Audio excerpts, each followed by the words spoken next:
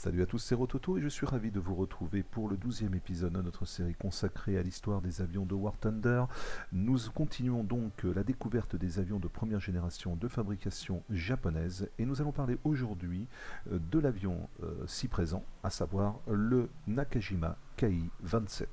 Alors, avant qu'on parle de cet avion, qui est un avion extrêmement important, je vous l'annonce d'ores et déjà, hein, un avion extrêmement important dans l'évolution et le développement de l'aviation militaire japonaise de la Deuxième Guerre mondiale, on va déjà parler du constructeur, la firme Nakajima. Alors, c'est vrai que je fais une parenthèse là, on a très peu parlé des constructeurs occidentaux, je m'en suis aperçu parce que j'ai commencé à parler des fabricants d'avions dès qu'on a abordé le Japon. Pourquoi? Parce que je pense que ça apporte un plus en matière de perspective sur le développement des différents appareils, et j'ai omis de le faire sur les fabricants anglais ou italiens ou même allemands. Donc ça, on y reviendra quand on abordera à nouveau ces nations sur les avions de niveau 2 ou même sur les bombardiers. Voilà, je compte le faire. C'est vrai que dans les premières vidéos, j'y avais pas pensé et je compte le faire systématiquement à chaque fois qu'on abordera un nouveau constructeur. Je parlerai un peu de son histoire parce que ça me semble effectivement intéressant quant à la philosophie générale des avions qui sont mis au point par ces différentes firmes, par ces différents constructeurs. Voilà. Alors, Nakajima. C'est très important pour le Japon parce qu'on avait déjà parlé de Kawasaki et de Mitsubishi au cours des deux vidéos précédentes qui traitaient déjà des avions japonais. Mais Nakajima, c'est vraiment le principal fabricant d'avions militaires japonais de la Deuxième Guerre mondiale. Il faut savoir qu'à lui seul, ce constructeur a fabriqué près de la moitié des avions de chasse japonais entre 1937 et 1945. C'est absolument considérable. Près de 16 000 avions de chasse. Et je ne compte pas la motorisation puisque près de 90% des avions japonais étaient équipés de moteurs fabriqués par Nakajima. Donc c'est vraiment le fabricant incontournable de l'aviation militaire japonaise. Alors, Nakajima est une firme plus récente que Mitsubishi et Kawasaki, puisque quand on en a parlé, je vous avais expliqué que c'était des firmes qui avaient commencé à voir le jour dès la fin du 19e siècle, au début de la modernisation du Japon, au début de son ère industrielle. Évidemment, Nakajima est arrivé plus tard, en 1917, et pour cause, l'aviation était encore à l'époque balbutiante. Hein. En Occident, elle avait commencé à voir le jour au début du 20e siècle, aux alentours des années 1905-1910, en gros. Quand on parle d'avion, je ne parle pas des tout premiers sauts de puce, hein, je parle véritablement d'avion. Et puis, évidemment, un gros coup d'accélérateur au moment de la Première Guerre mondiale. Et donc, le Japon n'ayant pas participé à proprement parler à cette guerre, s'est quand même intéressé de très près au progrès de l'aéronautique militaire. Et dès 1917, les premiers avions japonais commençaient à être mis au point, notamment par la firme Nakajima, fondée par Shikue Nakajima, donc dès la fin des années 1910, début des années 1920. Voilà. Donc on va aborder tout de suite notre avion Ki-27 au-dessus. C'est un avion qui vraiment marque un tournant.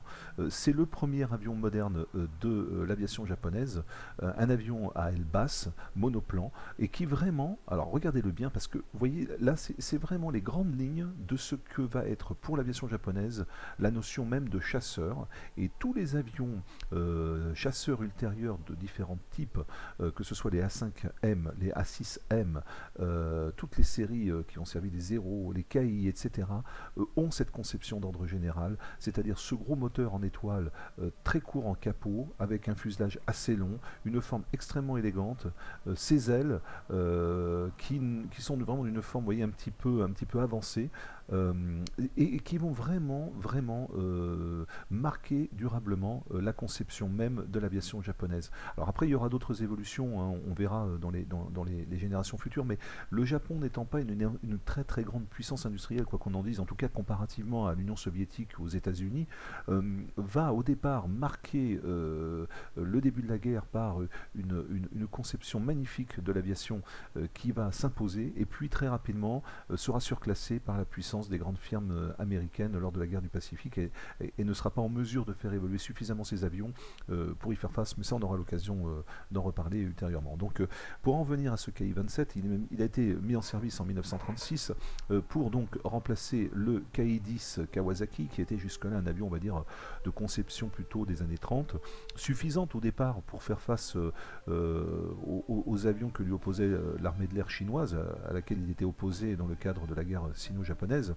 Mais très rapidement, l'état-major a demandé donc aux différents constructeurs de développer des avions beaucoup plus modernes, en prévision donc d'autres conflits à venir. Hein. Ils savaient déjà qu'ils seraient amenés à devoir affronter des ennemis mieux dotés que l'armée chinoise. Hein. Ils pensaient notamment bien sûr aux Russes, mais aussi aux Anglo-Saxons. La réponse fut apportée donc par Nakajima, qui mit au point cet avion absolument superbe. Alors, il souffre de deux défauts majeurs, qui sont son manque de motorisation. C'est un avion assez peu rapide, assez lent. Et puis évidemment il manque également de puissance de feu, comme c'est le cas pour la plupart des avions de sa génération. Deux pauvres mitrailleuses 7-7, hein, rien d'extraordinaire, c'est même vraiment on peut dire très faiblard. Mais ce qui a fait qu'il a vraiment tout de suite remporté la mise, c'est comme je vous le disais, cette conception aérodynamique absolument exceptionnelle. On peut presque parler d'un chef-d'œuvre. Et alors, très rapidement, l'état-major est séduit et s'aperçoit du potentiel acrobatique que peut donner cet avion. Et donc, il devient le principal avion de combat japonais dès le début de la guerre, et ce jusqu'en 1940, date à laquelle il sera progressivement remplacé par un autre avion qui sera le Ki-43 Hayabusa, que l'on retrouvera d'ailleurs dans War Thunder dans les avions de niveau 2, vous le trouvez ici. Voici le Ki-43 Hayabusa. Donc là aussi il s'agit d'un chasseur léger, on n'est pas encore dans la série des Zéros que vous trouverez ici, hein, dans la série A6M. On est vraiment là encore dans la notion d'avion léger KI. Là déjà on commence à être sur quelque chose d'un petit peu plus sérieux, c'est-à-dire que le Ki-43 Hayabusa est équipé de 2 mitrailleuses 12-7 et peut emporter également jusqu'à 50 kg de bombes, 100 kg de bombes, 2 bombes de 50 kg, alors que là sur la version qui nous intéresse aujourd'hui, nous sommes sur un avion qui est beaucoup plus légèrement armé, à savoir également qu'il n'a pas de train rétractable, hein, ce sont encore des trains fixes, mais néanmoins quand même plus élaborés que les trains de type biplan, et contrairement au Ki-10 qui avait un patin à l'arrière de la queue, là on retrouve la roulette de queue classique des avions de cette génération. En revanche, sur le thème de l'hélice, on voit qu'il s'agit encore d'une hélice bipale. Je crois que c'est une hélice métallique malgré tout, donc moderne, mais c'est encore une bipale contrairement aux tripales qui vont s'imposer dans pratiquement tous les modèles d'avions plus récents par la suite.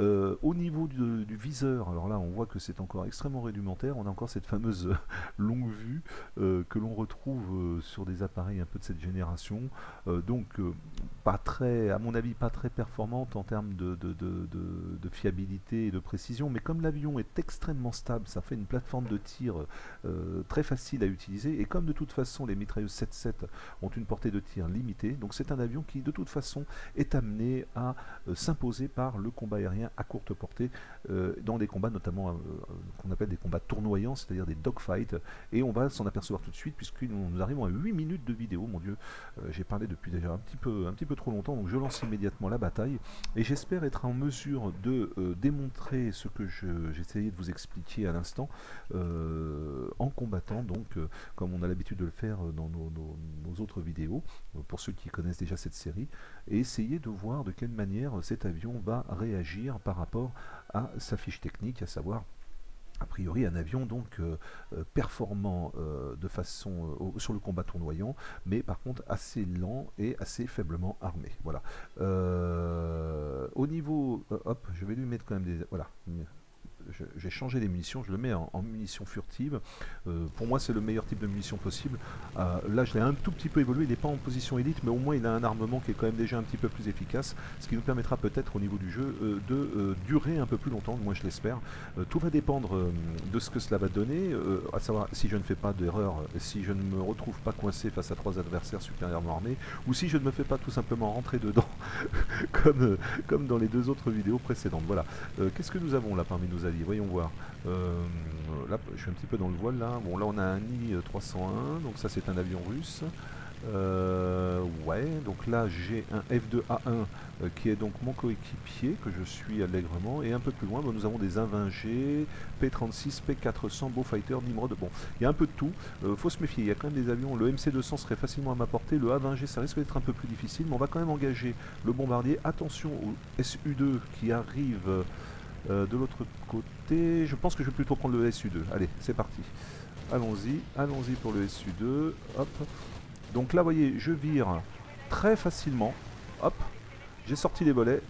Hop, je repars. Bon, il a été engagé par le I-301 qui finalement l'a l'a attaqué et donc m'a piqué un peu la cible, mais c'est pas très grave. Là, je continue à engager le MC200. Il est un peu loin pour moi.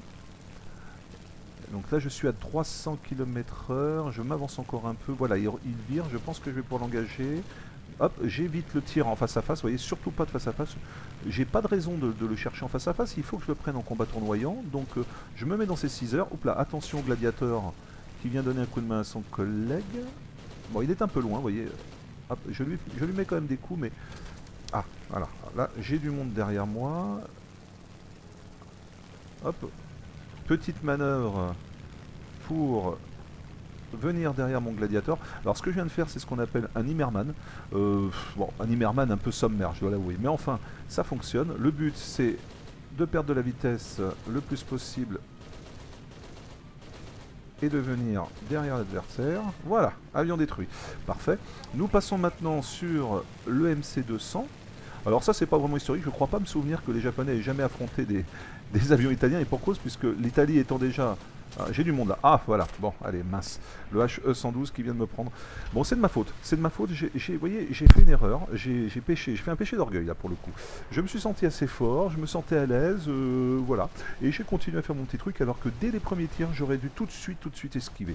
Ce qui m'amène donc à confirmer un peu la fiche technique de cet avion, à savoir que c'est un avion relativement lent, relativement faible en termes d'armement et relativement fragile, mais qui vire extrêmement bien et très agile. Donc en clair, avec ce type d'avion, il ne faut surtout pas jouer les gros bras, il faut attaquer, frapper, se retirer, éviter, esquiver. Voilà, la meilleure défense c'est l'esquive, et là, dès les premiers tirs, j'aurais dû tout de suite éviter l'adversaire, j'aurais dû essayer de me placer derrière lui, l'engager, voilà, non, là j'ai voulu absolument continuer sur ma cible que j'avais à ma portée, je me suis laissé déconcentrer et j'ai été puni. Voilà, c'est pour moi, je le prends pour moi. Vous voyez, là, je ne vais pas râler cette fois-ci comme dans les vidéos précédentes en disant oui, oh là là, il y en a marre, les gens me rentrent dedans. Là, c'est pour moi. C'est vraiment moi qui ai fait n'importe quoi. Donc, je vous engage à ne pas faire surtout ce que je viens de faire aujourd'hui, à savoir, dès que vous, avec ce type d'avion, dès que vous êtes engagé par un ennemi, esquivez-le, passez derrière lui, faites une manœuvre d'esquive,